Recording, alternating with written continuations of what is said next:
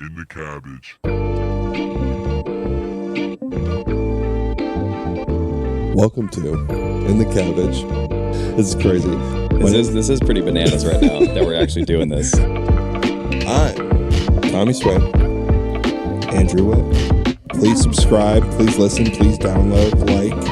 And just a reminder, keep swinging.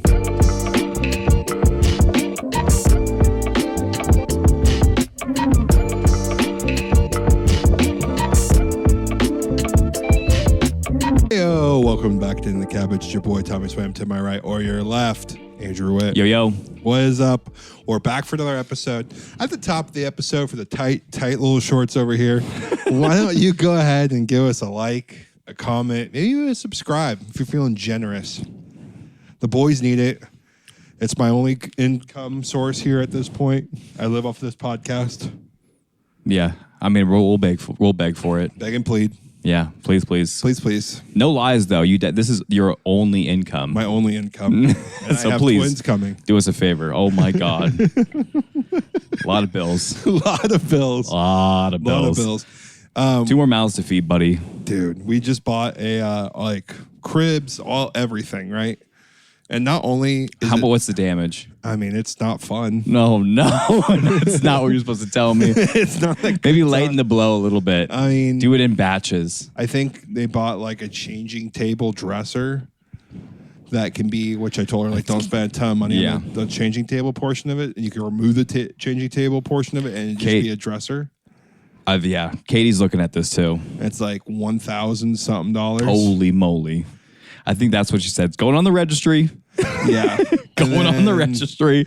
Hoping and pray. We bought the Vavrox help with crib. I mean, the Vavrox have helped with so much, which is so grateful for that. But exactly what you hope for. Right. We bought children mattresses today.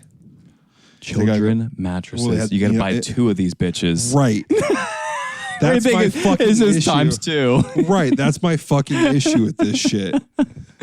Everything. Now my vocals are going crazy. It would be. There we go. Okay, my boy's back to a normal level here. Yeah.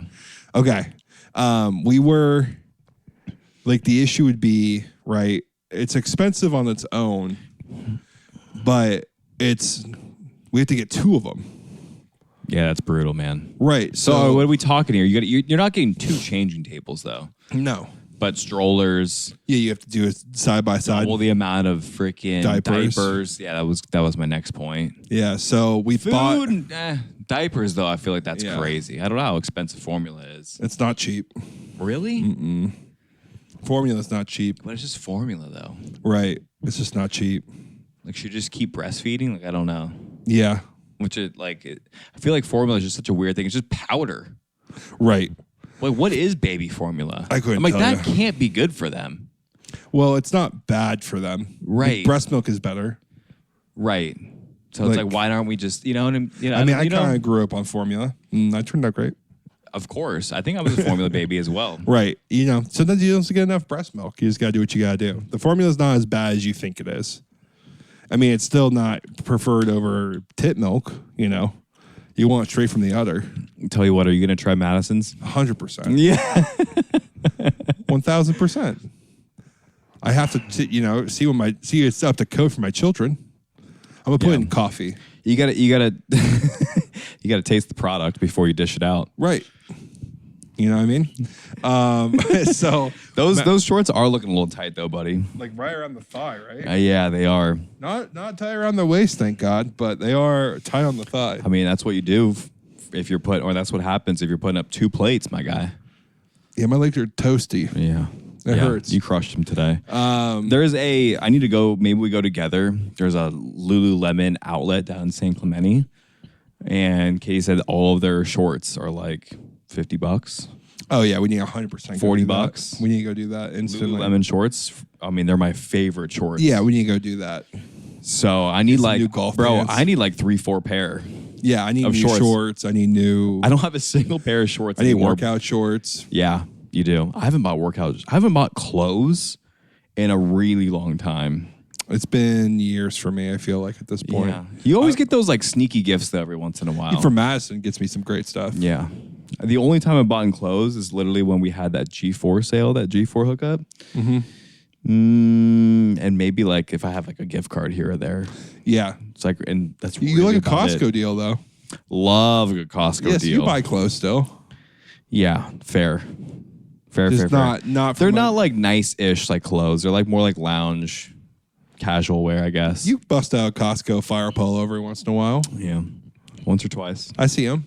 Shout out Costco. The mattress we bought is like breathable material. You could take the outside of it off, and you could wash the inside of it because it's like a weird styrofoam material in the shower. That's nice. So if any accidents happen, you're covered. Right, they're gonna blow out. They're my kids. They're gonna shit everywhere. Of course, you have to prepare for the worst. Right. So Madison's doing the whole pitch job, the PowerPoint, everything to get me to agree to this deal. It was $250 Okay. a mattress. That's not bad. It's not bad for a mattress. If I bought one of them, $250 is not bad. I was thinking this thing's gonna be like $1,200. right? No, it's $500. Mattresses are really expensive. It's $450, and it lasts them till they're 5 years old, huge. 5 or 7 years old. That's massive. So I said pull trigger. Yeah, So you can just wash the whole mattress off in the shower. it's a no-brainer for me. That made sense. So other than that, crib, strollers, all that other bullshit's been. Yeah. And then, just like constant, we're at the nesting phase now where like Yeah. the house needs to start getting ready. I just don't think, I feel like I signed up for boot camp as a young high school man. And I don't really know the thunder that's coming my way. You know what I mean? Yeah. I mean, I'm feeling- laughing over here because that's so good. That's such a good analogy. Like I feel like I know what I signed up for, but I don't feel like I really know yet. You know what I mean? yeah. When I'm in the depths of hell. You're going to like the first camp you ever gone to, first summer camp, first volleyball camp. Those are going to be great. First high school summer camps. Unbelievable. You're like, oh my God. Yeah, those were unbelievable for sure, but you don't know what is coming your way. For sure. Like football double days, that was tough. Yeah, But it's like- going to be worse than that. Yeah, it's going to be worse Or than it's that. going to be way worse It's going to than be that. way worse than that. It's going to be infinitely worse than that. You know what? I'm relating pretty hard too. We haven't made the announcement yet, but I'm expecting as well. You know, Oh, I mean, you knew that. I knew that. But On the pod. thank you for the juice. Back to back, baby. Come on. The boys are fertile out here. Yeah, we are. The boys are popping. How naive of us to think that, it might take us a few months. Yeah, I got baited into that bullshit. Nope. No issues. Instantly. 30 what? 30 is like the new 20, baby. It really is. Popping them out over here, no issues. I can tell you what I do to make sure my sperm was healthy. You overeat at night. You hardly work out. You stress out and you drink a ton of caffeine and no problem. It just goes to show you. And some jacuzzis. And mostly jacuzzis In a sauna. and the sauna. Yeah, that's wild. Isn't that crazy? Yeah. Yeah. What's going on? What's going on with everyone else? What y'all doing? Right. And that's what I'm concerned about. I treat this shit pretty terribly. Bad conditions over here. Bad playing conditions over there. Bad playing conditions, but we got it done. We got the work done. I guess we're used to that kind of shit. Yeah, man. Just been this last golf season was almost demoralizing. It was the best / worst golf season of my life. Yeah. But like, not though. But we played in some bad conditions. That's what you're saying, right? Yeah, Because, like in condition wise, Vegas, not even at the even- Ryder Cup. Ryder Cup. Vegas was kind of tough, dude. It was 110. Vegas was impossible. It was hot as We shit. played in 98 and people were dying. And they're like, dude, what's the hottest weather you've played in? I'm like, I've played in a 18-hole do or die tournament Barstool tourney. in 108 degree weather. Yeah. Like Hotter. And I felt like, I don't know. I overheated more on the Las Vegas day than on the first round, Las Vegas Country Club, than I did at the Barstool. We knew what we were getting into. It was out of the gates. It was early, often hydrating. Gatorade, 1 Gatorade, 2 waters, basically. Every like 6 holes is what we were chugging. telling ourselves. Chugging water. And then a Truly. You got to throw a Truly in there, of course. Well, the Trulies had to happen. Yeah. That really was. The Truly made us unruly on that round. That was unbelievable. Yeah, no doubt, dude. Screw the success of the us grinding it out, but it was just a Truly that really turned it around for us. You Really? grabbed a Truly after that par 3. You said, chug this, and away we went. I think we got par, and then I think we parred out from there on out, basically. Yeah, the amount of nerves were Yeah. I don't know if I'd be that nervous now for it. It was just, I think it was just the anticipation of it being for 3 years. It's a tournament we always wanted to go to. Right. Barstool, big deal. Playing in front of like some YouTubers, like serious golfers, first time ever. Yeah. I definitely would still feel nerves again, but it's like we've been here before. Yeah, like day one of the Ryder of the Barstool Championship, I wasn't that nervous for it. Yeah.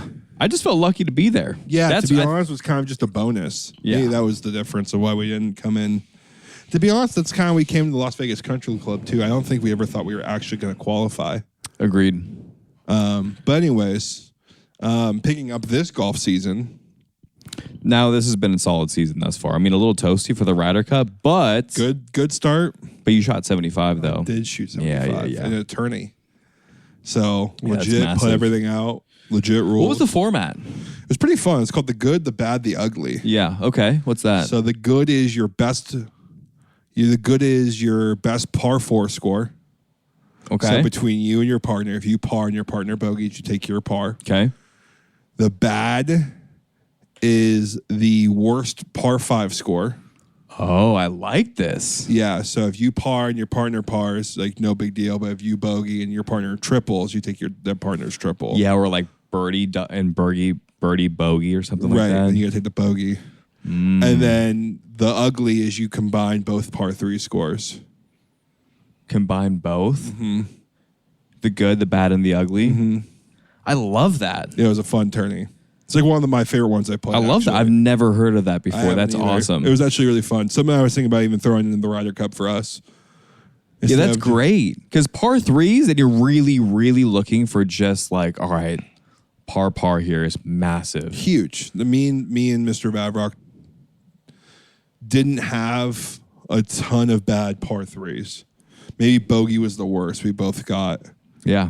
Which is really, that's still kind of a dub. That's like really not even that bad. Yeah. The high scores can rack up quick on par 3s. Right. Because if your partner goes 6 and you go bogey. Yeah. Ooh, brutal. Right. Like par 5s, you can manage those. Par 5s, you can definitely manage those. We kind of blew up on our par 5s, which was a bummer.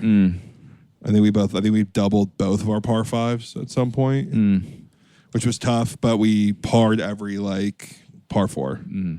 That's nice. And then you got pops that way too. I like that, man. That's a cool tournament. It was a cool tournament. Well, I'm actually bummed that I couldn't do it. It was on wedding day, right? Wedding day. Yeah, that makes sense. Okay. That was Tyler Runyon's wedding day. Yeah. Which was cool. I saw Dante's post. It was pretty fire. Yeah, how good was that? He's got a little Instagrammy with his account these days. I'm here for it. I'm here for it. Whatever you gotta do, brother. I mean, he's got good content. He's like Octodad over there.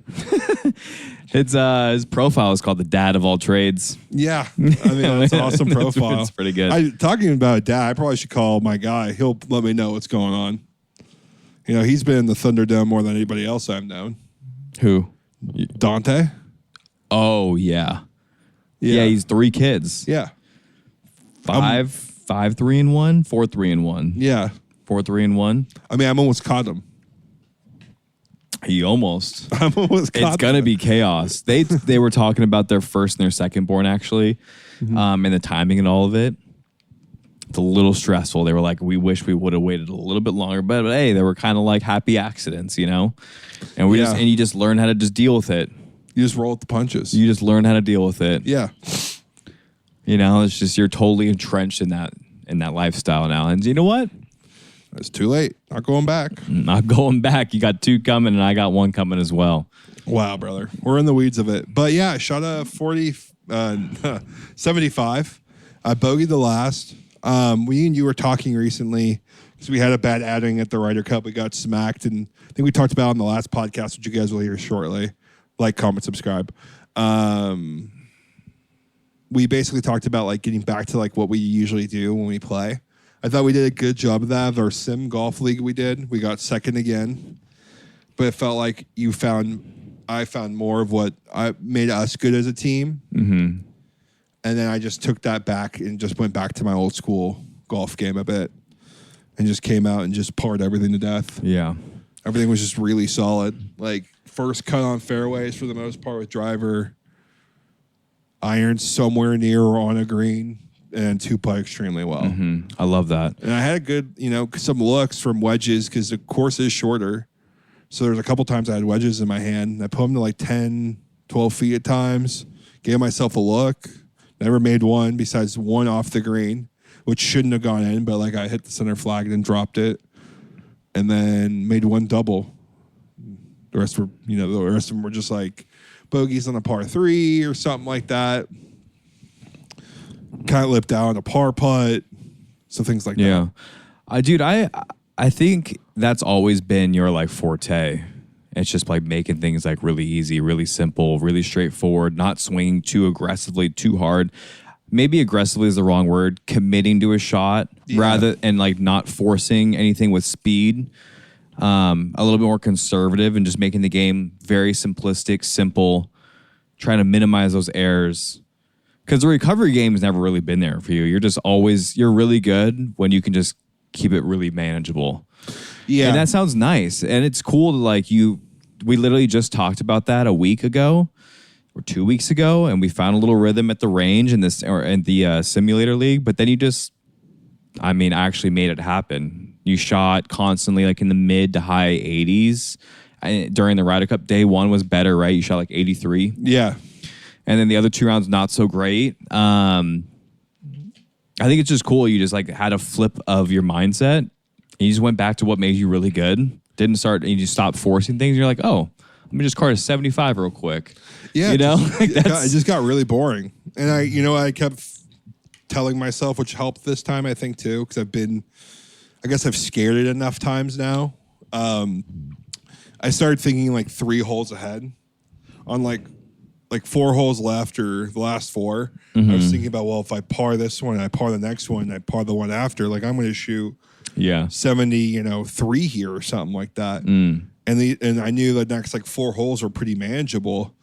And I kind of like had to stop that thinking and get like hyper focused in what you're currently at, Yeah. You just got to find that level. But I just think it's like cool because when my game starts going a little awry, I just don't really have anything to fall back on, which is a little bit frustrating, I guess, at times. Yeah, we were going to talk a little bit about your game. It just feels like that's kind of what stemmed that like thought, and maybe why I want to I've had a new, I guess, epiphany, and I thought that it would be a good idea to maybe like change my swing again a little bit. But I'm like, oh, am I really ready to do that? I just feel like I don't have a good at my like impact position. I constantly strike the irons out of the toe. That's my main big miss on like all my clubs, and I feel like it's just the way that I deliver the club. So I deliver it so toe down, and like my arms like straight, so it's really hard to hit the center of the face on like irons, and maybe like the driver at times. I kind of cast, flip over a little bit, or just leave everything open. What would you do differently? Get more into like a baseball hitting position where the right arm is rather than straight. It's more of like in a strong, slightly bent position at impact. Which is like what everyone's doing. Which is what everyone's doing. The pros are like, obviously there's some that are like super extreme. I'd probably go in the way more milder like side. Yeah. But instead of having my arm completely straight and on top, then having it in a slightly bent position the whole time. That way the club will just sit more flush to the ground. Right. And then I would also take out a little bit more of like the hands at impact. So I'd probably clean up my strike, and I'd probably clean up my face to path. Damn. Sounds like a mission. But it is a mission, though, dude. It's like the way you like hit the golf ball, like at impact. It's like your impact position. Like, it's not a simple fix. No, it's not. It's like I want to get more shallow. That's such a hard fix. It's easier. Yeah, I feel like I would have you just pick it up and then you just kind of like drop your hands behind you. You just kind of like learn how to like hit more shallow. I saw a good drill for that one where you like have your right hand on the golf club instead of it having on top. You kind of like lay underneath. So when you take it through, there's no way for you to like flip the club on top because the club is resting in your right hand, right. So it's like a good method to feel the weight, and then it shallows when you come through. Like, all right, that's kind of cool. Yeah. But I don't know, like. So yeah, I just had that thought because I don't really have a lot to fall back on, and sometimes when my bad is bad, I just don't know how to fix it. I mean, I have like Band-Aids, but not something that like works really well for me over time. Yeah, I feel like that's maybe where I watch your game at struggle the most is like when it's gone. Right now, it just like which it feels like it shouldn't be gone. This like it shouldn't be this wayward. I couldn't agree more. Like I shouldn't ever have to be floating with like 100 where I'm shooting 25 over par. Yeah, and I've had that recently a couple times. Which I mean happens, but it feels like I don't know when you're going wayward. It's like you lose golf balls, not from like just a bad break. It's like. No, it's off the planet. Yeah, like see you later, 3 holes over. Yeah. Bombed. Bombed. Works great for Miles Square, but like it doesn't work anywhere else really. There's not a lot of golf courses like that, let's be honest. Yeah, it like struggles. But like, yeah, that's like why I feel like we're good at best ball because when you're on. Yeah, or really, playing over at Miles Square, like it doesn't matter where I drive the golf ball. Like I'm just gonna have 80 yards in on every shot. Right. You know, like it's fine. And you might be in some tree trouble, which you like enjoy. Yeah, and it's fine. But like when I go to these other courses, I don't have anything to fall back on. And there's no doubt that my 4 and 5 iron are like lethally accurate now. Like I could step onto the tee box and I can feel like I can hit a fairway 9 times out of 10 with a 4 and 5 iron. Which is a great feeling. And it's good distance. I'm hitting my 5 like 215, 4 is my 230 if I'm absolutely crushing it. But I just like sometimes also hit like my mid irons like off the toe. That can for sure happen with the long irons. I don't know. I feel like the wild ones do come in every once in a while, and then off the tee, I'm just like wayward. So like, I don't need that much speed. I'm like, what if I can just deliver the golf club more efficiently? So I don't know. I guess that's something I need to like toy with. I need to maybe like watch some videos. I'm not going to go to get a swing coach with a kid on the way. No, hell no. It's going to be so expensive. I'll just like watch videos and see. If there's any like tips, videos, we'll take them over here. I mean, I'm asking. That'd be cool. I don't think you're that far off from doing something like that. I guess when I was watching you play on the simulator, it just looks like you were late to everything. Yeah. I feel like that's kind of your miss, is you're just late. For sure. Where maybe it's like late, so you're trying to rescue by flicking your hands out, which makes you hit it off the toe. Mm-hmm. It just... there's a swing drill or machine or a ball, whatever tool. It's the one where you have that sphere around your neck. Yeah, you should get that thing. And it's like your arms are attached to your body. Right. I need to get that training aid. I think, grabbing one of those instantly fix the thing. Yeah, and see like how hard is it to actually like hit it. Right. Hit the golf ball, especially with like mid to long irons and driver. I want to try that. I feel like that's one thing. I feel like if you did something like that, you wouldn't need to go through like a whole swing change. That's what I'm saying. I'm like, that would be hell. I think that would and help. The pros also use it too. I think I want one. I've watched some guys let's do it. Swing on those things, and I'm like, damn, that looks nice. It looks effortless. Yeah. Like when you make that, when you put on that tool, it makes you swing this like certain way, and actually it looks good. It's that, and then it's also some videos I've been seeing on Instagram where it's like deliberate training. It's slow training, where like you're literally like picking the golf club up, looking at it, orienting it, making it perfect, right, in these positions, making this movement, shallowing it out, right? It's like a really slow step by steps, and it's like an Asian teaching, I think, where like they really like slow rep, high quantity for like long periods of time, and then you just speed it up. I mean, that doesn't also like look that hard either. It just takes like 20 minutes. Yeah, I don't think you need a ton of like retooling. I think you just need to go hit the range, which we'll do. Okay. A couple times this year. I'm here for it. Shit. Might be a lot more range sessions than golfing this year coming up for us. That's cool. Golfing's kind of expensive, you know? So like I don't mind, like I do like going and playing. But like, if we're gonna go play at David L. Baker a whole bunch, like I'd rather just hit the range. Yeah, I'm not playing David L. Baker. You know what I mean? You see what I'm saying? Like, I don't need to play Lake Forest. No. I don't need to play Costa Mesa. I mean, that's fun every once in a while after work, sure. But I could totally hit the range like once a week instead. I gotta go do sim. Sim, for sure. Yeah.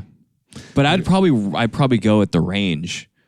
Right. Like, on like a, spring night or something like that, or summer night. It sounds nice, like working on the game, like, or a swing or something, as opposed to just playing and working for something. So maybe that'll be the thing for next year. Maybe that'll be the Get ready for Barstool 2.0. Yeah. And like, honestly, it'd probably be like my last opportunity to do something like that. Right. So it's like, do I think that my game can hold up over time for like my life of like how I want to play? Like, I'm already getting disappointed at the moment. Where it's just like, why am I even like, this is so frustrating. I would just love to be like Chris good. Have the ability to be that good. Like, I feel like you're right there though. Can I do that with my swing currently, or does it need a little tweak? I feel like I want to work towards making a little tweak so I can just do that. I feel like the way that I deliver the club right now, it's just I've kind of maxed it out. Like I'm like a 5. Like I'm always going to lose 2 golf balls off the tee instantly. I just don't know if I can ever be a scratch if I'm doing that. Yeah. Well, like I feel like you could be a 5 in other ways without having to lose 2 balls off the tee. Like if you just stopped losing golf balls. I guess it's easier said than done though, because the driver is like, it's so hot and cold for me. Right. Where for Chris, it's like hardly ever an issue. Right. Like just give me 300 in the rough, but on the same hole. I can do that like every time. Very rarely does he really fuck up a driver where you're like, whoa, this is weird. Yeah, I mean, maybe even go with Chris, man. He might be able to like get you into a certain slot too to help you out because you guys both have kind of similar draw swings. Yeah. But I think you just that training aid and just getting reps at the range would just help out a lot. Okay. I'm saying I'm down to dedicate with a little bit of time and I slight definitely change. need to change because I'm an 8 and I want to get lower. And that 75 wasn't totally a fluke. It's been coming, but it's not going to happen every time I play. I feel like we normally around this time of the year, because it's like our new golf season, like what we want to get out of this year, like what we want to do, like what we want to like set our goals to. Last year, I'm pretty sure you said you want to be sub 10. Yeah. And so here you are at an 8. So like, you're already hungry for more. Classic. I feel like that's every golfer that wants to get a little bit better. It's obsessed about the game. But that's so cool. You were not too long ago. You were what, 15? Then down to a 12. I was like an 18 at one point, it felt like. It was high. It was like, I think it was at least a 16. Yeah. When we first started this thing, which is cool. 16, 12, 11, 10 for a while, then dropped it to an 8. I almost know 7 at this point. Yeah. It's like an 8.2. So I'm like one more good round away from it being below that. I don't want to lose. I don't want to get any more strokes in my handicap this year is my goal with kids. I want to stay at 8. Yeah. I don't think I'm going to get lower with kids, but I don't want to get higher. I'm trying to think of something that you can maybe obtain or try to achieve. I feel like that's such a good, solid. I think you can also like maybe work to work on your recovery game a little bit, or like your bunker game a little bit. Bunker needs to improve. Like you can like focus on like one aspect of your game. Yeah, bunker needs to improve. Bunker game needs. I can shave off. It's not so much shaving off because if I'm playing well, I'm not usually ever in like danger like that. But it would be nice to use the bunker as your friend. Yeah, or free me up when. Yeah, if you've got like 220 into like a par 5, and there's like tons of bunkers around the green, you're probably laying up right now. Yeah, it depends. It depends on like if we're playing a best ball and we're on the same team, you're going for it, of course. Right. Like, but if you're playing by yourself, yeah, and I'm shooting for a score, and it's like I don't really need this bird. Right. Or you're like 250 out. Right. Probably laying up. All right. I had a couple of those choices. I had like a 220, 230 Zed. Mm-hmm. Like I could go through this with a 3-wood, but then I'm like, well, what am I lay up with like a 9-iron? Yeah. Or a pitching wedge? That feels weird. So I laid up with 6. So you had like a 60-yarder. Yeah. 60 to 100 yards is what I left myself every time. Yeah. Because it feels weird to like How'd that hit work a out? driver. Great. 60 was fine. I think I hit the green every time. Yeah. Yeah. It's so funny. It's just the switch in mentality, though, because I'm thinking, oh, great. If I'm in the bunker, perfect. I don't care. Right. I just don't want to be on the other side of the bunker. I'd rather just be in the bunker, and it's an easy, up and down opportunity to put it to 10 feet. Yeah. Yeah, like you guys, I feel like you and Chris, when you guys are in the bunker, it's like usually almost a better shot than chipping at times. 100%. I don't really understand how that works. But it's such a flip, though. You hit like a semi-poor tee shot. You're up from the trees. You're 180 out. Mm-hmm. Like you had kind of a shot, but you're like just 2 bunkers in front. I'm just putting it in those 2 bunkers. Right. Like, I'm perfect. And then the worst case scenario, I'm in the bunkers or I'm on the green. Right. Where to me, it's like I better be on the green or I better be short. I can't be in that bunker. Right. So it definitely frees you up. I think that's something that could be something small. You just do a couple reps at the driving range. I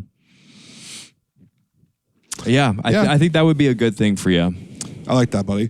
Let's get into some pro sports here. We got about another 10 or 15 on this pod. Let's talk a little bit about Cam Young getting it done at the Players. Yep. Gave up on the guy completely this year. Yeah, didn't you actually just bag him like not too long ago? Yeah, I think I just bagged him. Like he just hasn't figured it out, hasn't won anything. I'm a little bummed because I love Oberg. I know. He feels like he just hasn't been able to get over that hump at the moment. He's won a tournament, but in the big ones, though, he kind of just disappears on day 4. I was going to wonder that. He's won a tournament, so he clearly knows how to, win, I guess. But it feels like he's not getting to that, where, you feel like Scotty has the lead. It's not going to be given up. Yeah. He's not locked in. Right. It's not, fucking up. There's a couple holes where I watched him chip or putt, and I'm like, bro, you just gave yourself a possible double there, and you could have, at worst, gotten a bogey. It feels like he knows he should be better. I know. And he's trying to make up for it, and then he's making it worse. He's not learning how to take his medicine. On those last 5 or 6 holes I was watching, it was you kind of fucked that up, and now you made it worse, and then you're getting a double or a bogey. But clearly though he has that game. Oh, he's unbelievable. because he's there after day 3 at the Players. I have no doubt he'll figure it out. He's also been super close to the Masters. Ryder Cup was unbelievable. Yeah, he was so good. So I know it's in there. It's just maybe he just loses it. Yeah, maybe it's just a lack of confidence on U.S. courses. Maybe does he maybe lack the killer instinct or? He just looks so good for so long, and then he just does things a little out of pocket. And you're like, what? Where did that come from? Right. Cam Young, watching him win that tournament, come down and make that huge birdie putt on the island green was dope. Yeah. How did you? Yeah, that putt was awesome, and he finished basically birdie. Mm-hmm. What do you think about his putting? His putting routine. Did you watch a lot of Not his the putting routine intently? What was he doing? It's very strange. And I'm wondering if we're somehow gonna outlaw it. Basically, he lines it up while his golf ball is marked, puts his golf ball down though, and he gets the line perfectly set up. And then he stands over it, and his caddy is directly behind him, and he tells him if he's bang on where he's trying to aim and what they talked about the putt, or if he's left or if he's right. And then he sets it back up, fixes it, makes it move a little bit, then stands back over it, and then his caddy tells him if he's lined up where he wants to. Then he confirms it once it's there. But this could be after 1 or 2 or maybe 3 times. And then he unmarks it and then hits his putt. How long does it take for him to do that? I don't know how I'm perceiving it, because to me it looks weird. So it looks like it's taking longer than it should. But on your hand, that's why I wanted to ask for your opinion. Did you notice anything like that? I didn't really notice it. I wasn't watching super intently. It was kind of on mute in the background at times. So I would have to watch it. He made, I don't think he missed a putt inside of 10 feet the whole tournament. Yeah, that's pretty impressive. Isn't that wild? Or 1, or maybe it was 8 feet. I don't know. It was something. It was something. We got to look it up really quickly. But I guess that's strange and a hard rule to change to look up or to outlaw, because if you were lined up on a shot wrong in the fairway, your caddy would be like, yo, you were For so sure. lined up incorrectly here. For sure. They can help grab your club. They can like tell you where to aim. They can tell you how to hit it, how long to hit it, how far to hit it. So I guess what's the difference between your caddy going like, yep, that's your spot, and you line up behind it and I agree. rip? I agree. I mean, I agree. But for some reason, it feels weird to me when it's on the green. Yeah, I guess it does feel a little stranger on the green. It feels a little like robotic. It feels a little like you're just kind of like cheating in a way. Not really, but like it. I don't know. He's basically like lining up his putter perfectly for this putt, and you can't do that. You're not allowed to stand like putt and stand behind it and do that. I don't think. You're not allowed to do that, or is it I don't think ridiculous? I don't think you're allowed to do that. I don't know. I don't know if you're allowed to do that or if you're not allowed to do that. It's all just... Is your audio all jacked up too? It's just a little soft, but Devin should be able to fix it. That's crazy, bro. That's our second thing. Yeah, I wonder if our amp is going. It might be. But you know, I'm going to give you a little bit more juice here, and you let me know. Give me a little more juice here. That sounds great. Okay. So I don't know, dude. That's my take on it. We got to show you because clearly it works. And he was draining everything. I think it was from every putt from 8 feet and in. So I don't know how many putts that is. I guess like Jack, 40 of them. Yeah, the Golden Bear used to say like those guys, like your caddy's supposed to just hand you a club and give you advice. They're not supposed to play for you. Right. So if you're talking about Jack Nicklaus back in the day, that was his issue with the whole thing. So I don't think, maybe a caddy should do that. It seems like a lot. It is a lot. And but he's just lining the ball up. He's not hitting the putt for him. I mean, might as well at that point is what it feels like. But you got to do it yourself. I mean, I don't know. I mean, have you heard about the ox-shaped chia thing in the chest? For sure. Yeah. What's your thought on that? See, that's another tough one too.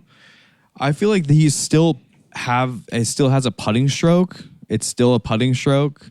Like if you can't definitively say that he's anchoring, he's anchoring, then I think it's fine.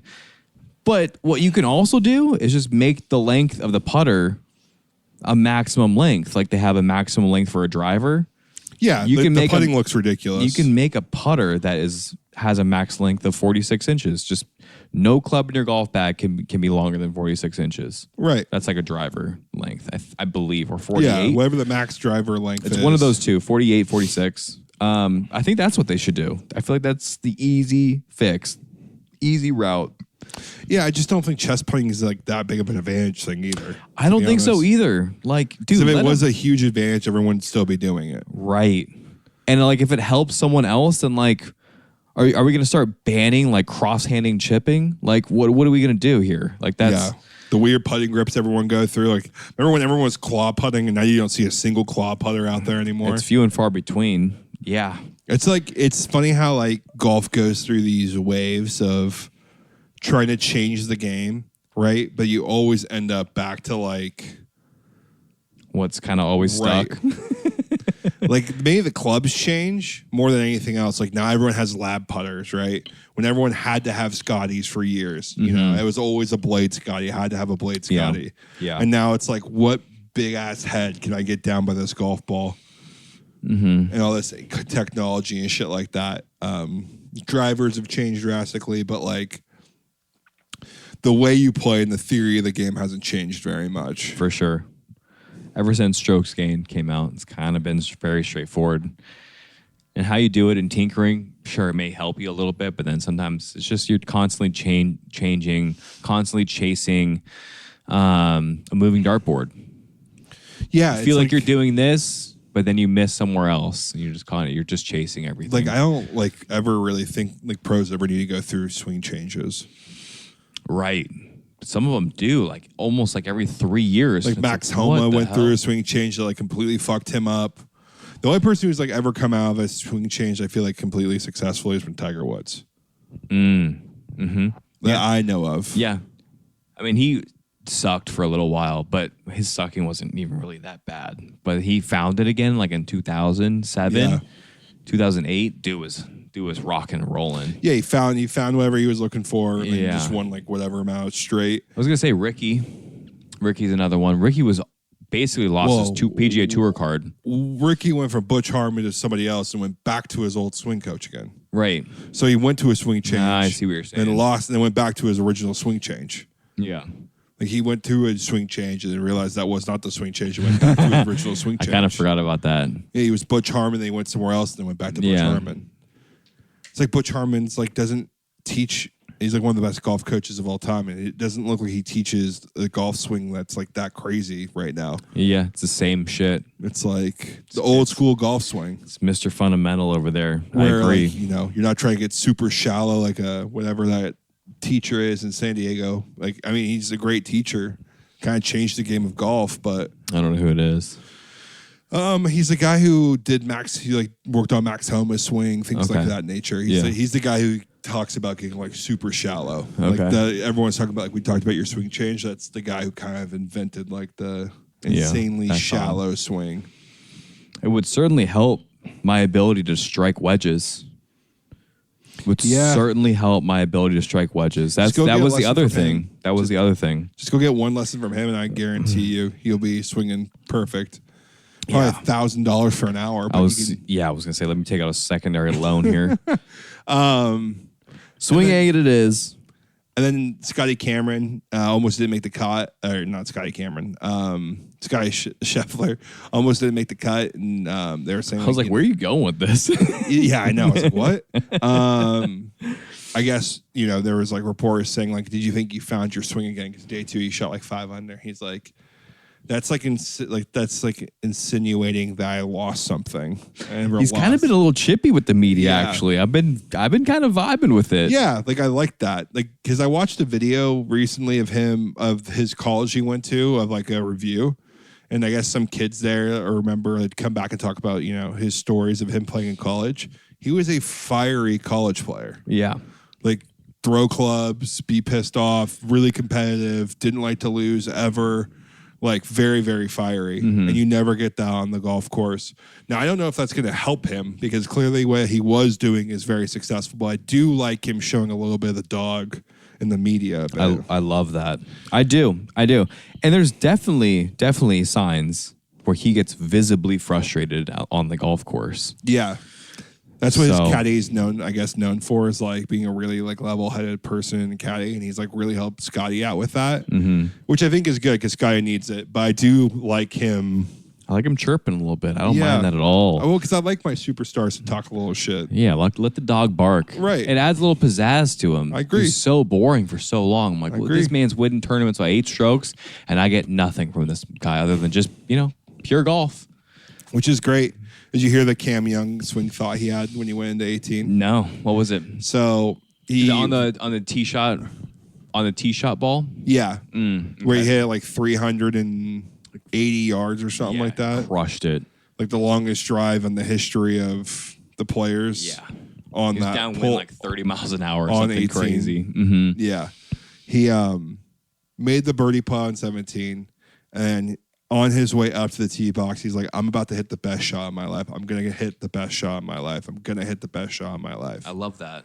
So instead of like, oh my God, I have to hit this best. I had to hit like an amazing shot here. This is such a difficult shot. He's like, no, I get to go hit the best shot of my life. As he stepped up and just fucking let the thing swing on him real quick. God, he nuked that. It was perfect. Can't wait for him to be on the Ryder Cup team this year. I think that earns him 100%. That earns him the spot on the Ryder Cup. 100%. That's that dog, and he's also playing really well in the TGL. I know that's completely irrelevant. I don't think so. It shouldn't be. Or sorry, it shouldn't be. It shouldn't be included, but like it's not really like a regulated like event. Yeah, but you're playing well. You're playing well.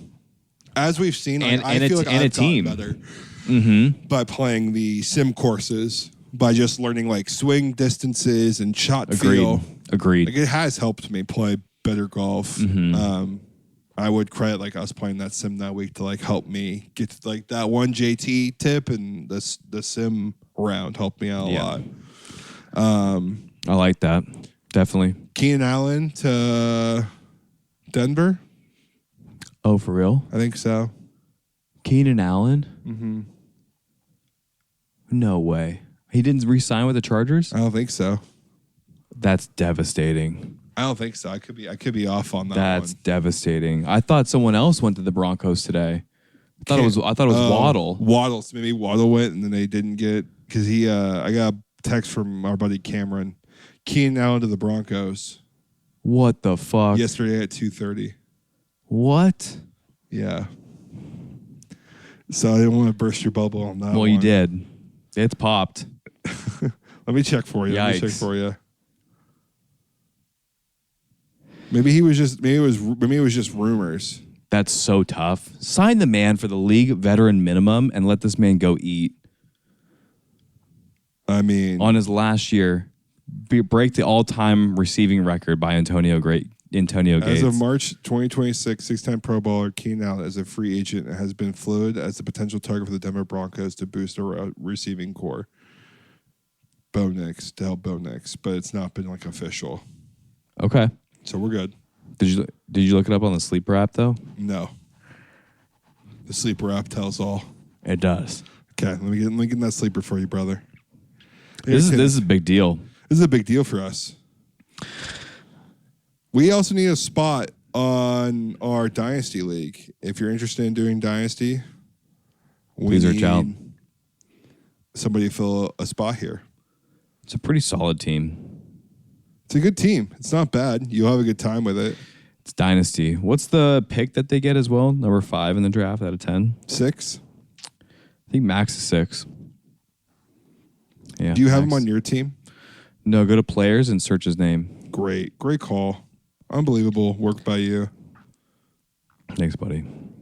Or I can take the driver's seat. You're good. That's just tough. If he moves on, I'm going to be really bummed because Keenan Allen, when I think of Keenan, he is the Chargers. He is the San Diego Chargers. He's got to be the last player still on the roster. He's on a, yeah, I mean, definitely. But he's still a Charger, so don't worry about it. We're good. Free agent. Didn't mean to scare you. Gotta sign the man. But I think what did go through was Waddle. Waddle went first round pick and a third round pick or something like that. I think he was worth it. I think we should try to grab him. Chargers should have put some eggs in the basket. I think we're good, man. I think we're good. I don't think wide receiver core, we're good. I don't think we need another receiver. I couldn't tell you a star wide receiver. I know you say we got this guy and this guy. I don't know who they are. I do like Ladd McConkey. Okay, but with Ladd McConkey clearly couldn't carry the team last year. Yeah. I mean, it's QJ. I also think with a better run game that we're going to have this year, and we signed Keaton Mitchell, a running back. Dude, he's the fastest player in the NFL. Hyped. Came from the Ravens. Okay. And util guy? Yeah, so he's like the pass catching, like running back for speed. Hamptons are all around. We got all the blocking tight ends that. We got a fullback. We got a tight end. We signed a good center. Like, I feel like we're gonna have this new scheme in offense where I just fucking hated Greg Roman's offensive scheme, man. I mean, it's like it's gonna get you to the playoffs, but it's not gonna win a Super Bowl. Yeah, I guess like it just doesn't look like it's built for that, or we just didn't have the pieces. And I'm excited to have a little bit more of like a creative concepts like the San Francisco 49ers, like the Los Angeles Rams. Like McVay does a great job over there. You know, I feel like we have one of those coaches now. Oh, for sure. I mean, I guess I was watching a video, but like Charger fans are upset because they feel like they're not getting who they need. And I guess it's been like a perfect draft, like a perfect offseason for us based on the offensive coordinator we have. We've signed so many very, very cheap-ish players as well. So we still have more money to play with so that's what I'm also like excited for, because like a team can release someone and we can still trade for anyone, even like after like the draft happens. Like we have so much time to like make moves. We're just sitting on cash. I want to get somebody. I mean, we could go get AJ Brown. I don't want AJ Brown. I know, but we could go and get AJ Brown. I feel like Waddle was like a perfect middleman for that. Yeah. Well, I think AJ Brown would play better in our system, because then we've got the alpha wide receiver 1, and then Ladd as the shifty number 2. QJ just to create space. He is really demanding of the ball, And I don't think McDaniel's I agree. offense is like throw it to the number one wide receiver all the time. And Yeah, it definitely doesn't need to be. I mean, So who do you want as a wide receiver? Like if we could trade for someone, like if we could trade for anyone, like JJ. Waddle, Justin Jefferson. Oh my God, Jettas would be unbelievable on our team. Yeah. I would be so hyped for JJ would be Jettas. perfect. The Vikings, we're gonna have to trade him like 2 first-round picks for that man, though. Okay. Oh my God. Well, we have the cap space to do it. It's just whether we want to fucking. I feel like Minnesota is going to need it. Like if their quarterback doesn't have the juice this year, JJ is going to go and they're going to have to rebuild. I don't hate that. That's what the rumors are saying, is that like if Minnesota has a bad year this year with their quarterback, Justin Jefferson will leave. Guaranteed. He's going to want to win a Super Bowl. He's not going to stay with a dying team. They've already kind of screwed him on like 2 quarterbacks. He liked both those last quarterbacks a lot, and they kind of just said, Come over and play with Justin Herbert, buddy. yeah, in California. Yeah, that sounds great. Aren't you tired of Minnesota? That horn so fucking loud. It's cold as shit over there, dude. We have the SoFi Stadium. Beautiful woman. Normal air is just air conditioning, buddy. Right. I mean, like, you're going to be just balling out. I love that idea. That's great because they hosed him on Kirk Cousins and Sam Darnold, and they give him this J.J. McCarthy now. Kyler Murray is going to be the quarterback this year for the Vikings. Yeah. He got traded over there. He got signed. Which is a great signing. So if he does come out and ball out, they'll be fine. Which this coach is known for like reviving people's careers. Yeah. Kevin O'Connell is great. So more than likely, Murray's going to go in there and just be an absolute animal. He's good. They were saying that about what's-his-face at the Cardinals, though. He was like an offensive coordinator. Didn't happen with Kyler. I don't know. It's going to be interesting to see. I Can't think wait for football season. I can't. Man, we're talking about it already. I love free agency is more entertaining for me than basketball at the moment. I wouldn't go, or free agency in NFL is more entertaining. I wouldn't go for that. Lakers are balling right now. I watched Perfect segue. Watched a couple games of them recently. Luka Doncic. I don't know what's going on in his personal life, but clearly it's a lot. I feel bad for the man. What's happening? His like wife divorced him or something like that. His fiance broke up with him, took the kids back to like Slovenia, wherever the fuck he's from. What? I had zero clue this was happening. It's like reports, but it's not been like officially released by him yet. So there's just like stories and reports, but it's a ton of them. And there's clearly like he's upset. And a couple players have come out like, yeah, I've talked to Luka. Like, I know I have his back. Like Kyrie Irving has said that a couple times. Like I've talked to Luka. He's good. Like. He's struggling, but I mean, dropped like a 50 ball, 38 ball, 2 triple doubles back to back. Like he's just unbelievable how good he is. Him and Austin Reeves have really found their rhythm, and LeBron James is taking a step back, which has been awesome to see. Makes me want him to stay on the team if he's able to like play a true step back position, like. Having that veteran know-how, maybe some big shot ability. Yeah. He always gets a shot off if he needs it. Cutting and finishing at the hoop. Right. Like he's kind of still really great at that. I don't think he'll play past this season. I think he's done. But it's great to watch. The only thing I think we need to do, which is so upsetting, is we just don't use DeAndre Ayton at all. At all. The last 3 games I've watched, he's like had lower guys on him in the block. They don't pass it to him. They take some mid-range instead.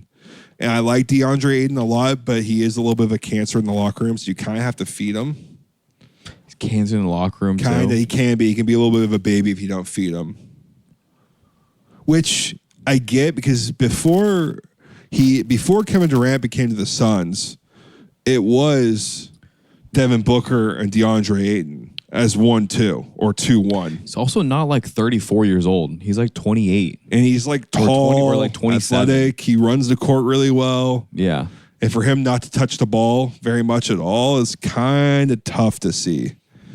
I know. I remember being so hyped when we got him because he's not by far, he's not the best center, but he is far from the worst.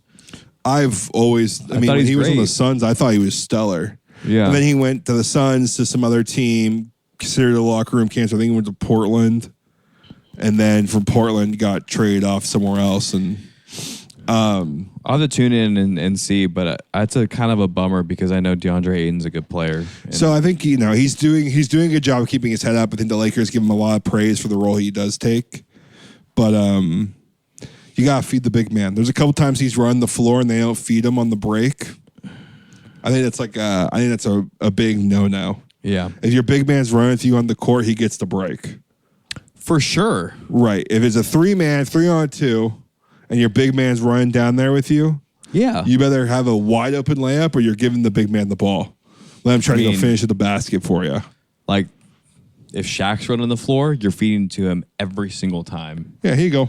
Yeah. Here's a little drip off. Someone please take a charge on this. I dare you. Right. Like, I don't know. He was going to run your ass over. Obviously, it just feels like as a big man myself, running down the floor and you're not getting you want to be rewarded. Maybe if I draw and it's a clearly good play, then great. There was a couple times where I was like, ooh, they kind of forced that. Could have dropped it off to him. He iced the game last game, actually. He LeBron took a bad shot. He got the rebound, put it back in. Then they ran the floor or something like that. Someone turned it over, went right into his hands, finished it for like the ice of the game against the Houston Rockets. We're third in the West. I was gonna say that was gonna be my next question. Is how do you see us going? Third in the West. We're making the playoffs higher than we probably have done in past years. Thank God. I think we have a run here. I think LeBron James is not playing a ton of minutes. We have Luke Kennard on our team who can actually shoot. Smart has been a really clutch 3-point shooter. Smart and him. We have this other guy who's like white who comes off our bench. I can never remember his name. He's younger, brings a little fire. I mean, Vando doesn't see the court at all. Yeah, it's a good thing. Dalton Connect doesn't see the court at all. There's like two or three Lakers who just don't. Who were getting minutes for us for like a couple of seasons and don't see the court at all right now. Yeah. Jackson Hayes is playing great. I love Jackson Hayes. I don't know why. DeAndre Ayton should be rewarded like Jackson Hayes. Yeah, like Jackson Hayes got like the brand of the stick last year during the playoffs. Don't really understand why, because he had one playoff game and they were just like, he's sitting the rest of the game. He's just sitting. I don't know. We beat the Nuggets when we shouldn't have beaten the Nuggets. Yeah. We had the lead. We gave up the lead. Nuggets usually win that when we do things like that, and we end up coming back and winning it in OT or last second shot by Luka.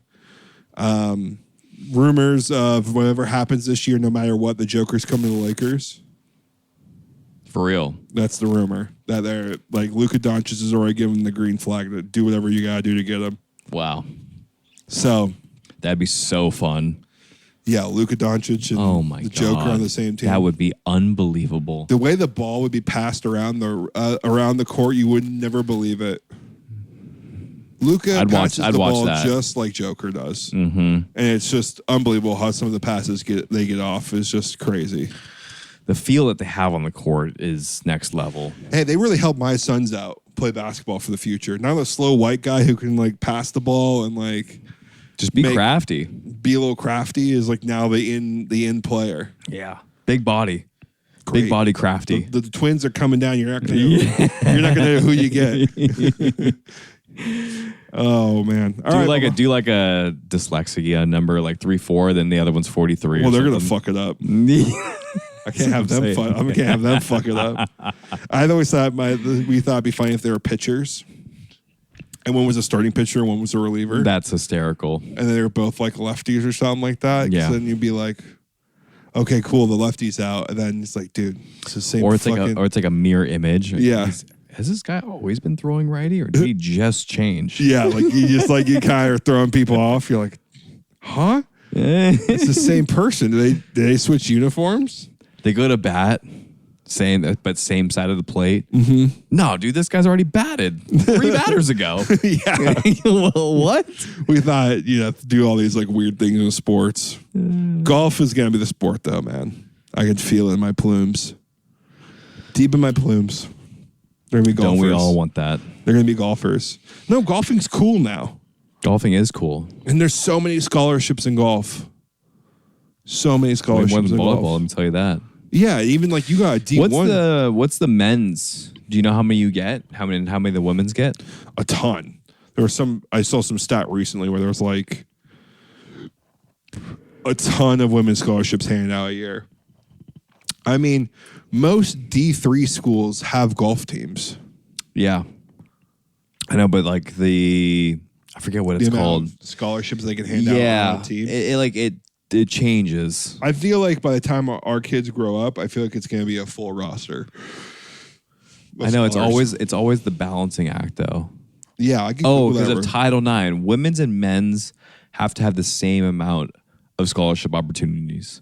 They don't have to be the same from sport to sport, but collectively. So typically, like if there's a men's football program, there's a women's soccer Ideally, program. roster spots for men's golf open capped at 8 to 9 players to balance scholarship numbers against high roster sports like football. So 9 spots, 8 to 9 spots. But those are roster spots, though. Mm-hmm. How many scholarships do they give out? In 2025, the rule allows you up to 9 full scholarships for men's golf, enabling teams to offer more funding for fewer athletes, shifting from 4.5 partial grants. Wow, fire. Grants. So it went from 4.5 to 9. Yeah. That's huge. So everyone's that's a lot, brother. Okay. Wow. So even if they maybe spread some of that out, but you were in a D1 program for volleyball and you were getting like books and a hand job. Basically. Yeah. So I was on like a half scully though. Right. I got like part tuition in books. Nice. Which like I feel like if my kids did that and they just did it for like a D3 school, what a W. Fire. Like you're playing golf competitively, like traveling, got a team, and then you're getting like part tuition paid for. On some school where you're probably playing on some dope ass East Coast school. Fire. Unbelievable. Yeah.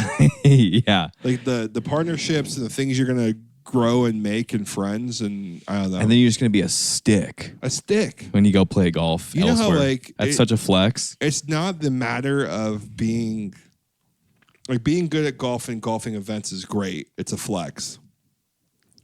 Being a good scorer and being able to tell somebody how good you are so they invite you to those tournaments is something different. Agreed. Couldn't agree more. So like you don't really have to play out there that well. But if you go, yeah, I'm an 8, or yeah, I'm a 1, or I'm a scratch, or I'm a +1, you're going to be like, yeah, yo, we have a tournament coming up next week. Do you want to play in it? Yeah, come play in our scramble. Right. Or things like that. You get invited to be a part of things way more often if you... Yeah, I played like D2 golf. I'm like a scratch or like a 3. Something that was just super casual.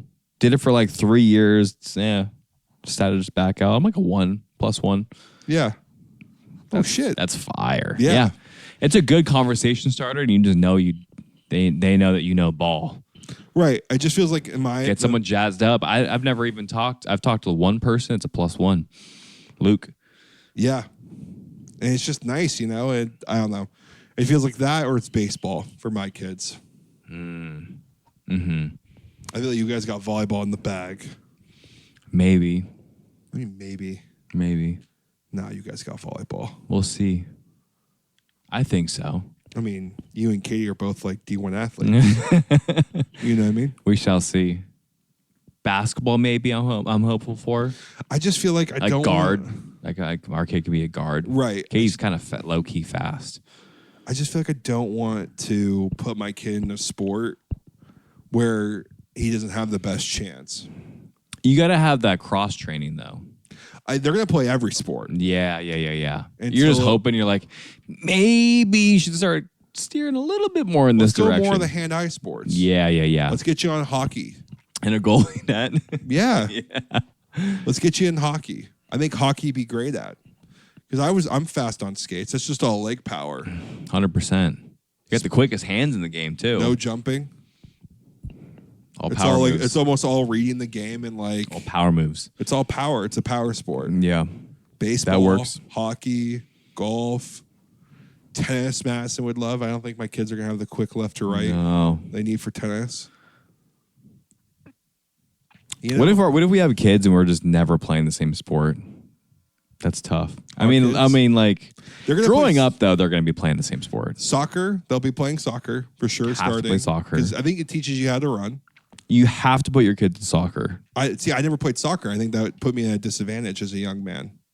Really? You never played soccer? My dad never put me on the soccer field. Oh, I feel like soccer is like a must for like foot coordination, footwork, and just running. Right. Like just straight up running. Just go. Yeah. I love that. Like soccer, baseball, everything, golf. They're going to be having a golf club in their hand. Yeah. As soon as they can walk, I'm going to give them a golf club. Yeah. The plastic set, dude. Yeah, dude. I just feel like maybe my kid would just do really well in like tennis, potentially basketball. Golf? Could be golf. I mean, could be golf. I mean, Katie can be a little short-tempered. Same with me. So who knows, bro? You're not short-tempered. It could be at times. When I get frustrated, I get a little frustrated quickly. I've never seen you like lose your cool on the golf course. Yeah. I mean, I'll get like a little pouty. Fuck this. Yeah, but you can train your kid not to do that. Yeah, for sure. You know, they might have that, but that might also make them better. No doubt. Spin into a positive, 100%.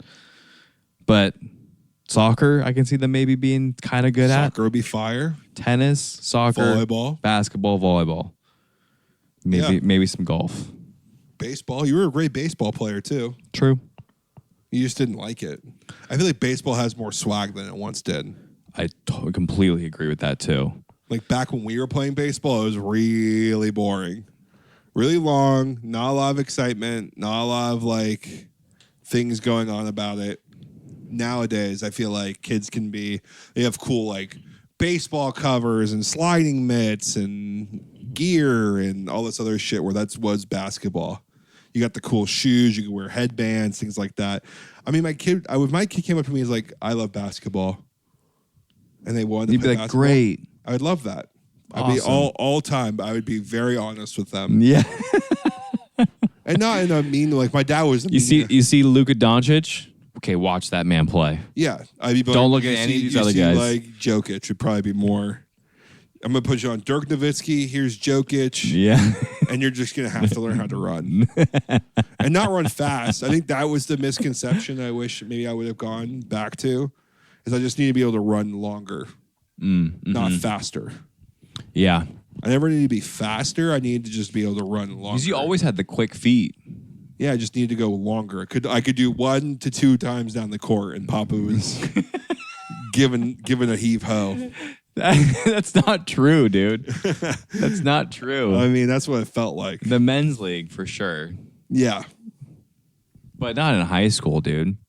You get like 4 minutes out of you, 5 minutes out of you. That's great. Yeah, I was great for 5. It's crazy, dude. I would play for like 5-6 minutes. That's a long ass time. These pros are playing forever. Yeah, but you look at it and it's like, 3-minute shifts, 4-minute shifts. But like that wasn't high school. High school basketball was like, you're in for the full fucking quarter. Yeah. Which is like tough. Where I don't think like a lot of, I don't know, I feel like NBA players usually get a break in a quarter at some point. But their quarters are 12 minutes long. So it's like they play like 10 minutes at a time. Yeah, but there's also TV timeouts and That's true. All right. Yeah. The shot clock's quicker though. 24 seconds. That is true. So I don't know. And high school basketball was all just this though. Yeah, it's just swinging the ball constantly. Swinging the ball and just sprinting as fast as you can go up and down the court.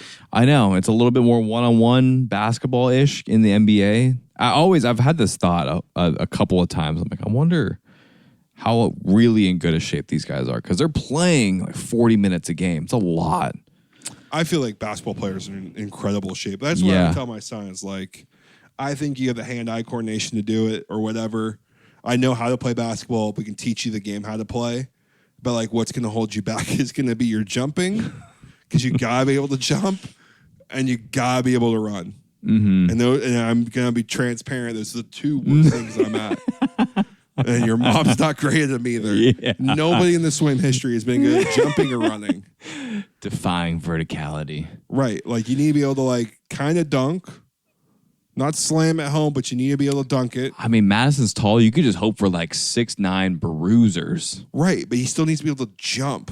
A little bit. Just not in high school, not in college, really. Just needs to jump a little bit. Yeah. And then he needs to learn how to run. These kids are going to eat so much, brother. Oh, my God. You're going to have like 6'8" twins. I just thought about that. I'm like, oh my God, dude. We're gonna live at Costco. Yeah. At Costco, dude. Bro, I'm so broke. Like, comment, subscribe. Like, comment, subscribe. We're gonna end this pod on that. So Tommy can eat a hot dog at Costco, please. Please, for the love of God, just one swirly ice cream. Anyways, like, comment, subscribe. You got anything for the people, buddy? No, sign us off. Sign us off. Like, comment, subscribe. Do it because we're not going anywhere. And just a reminder, keep swinging.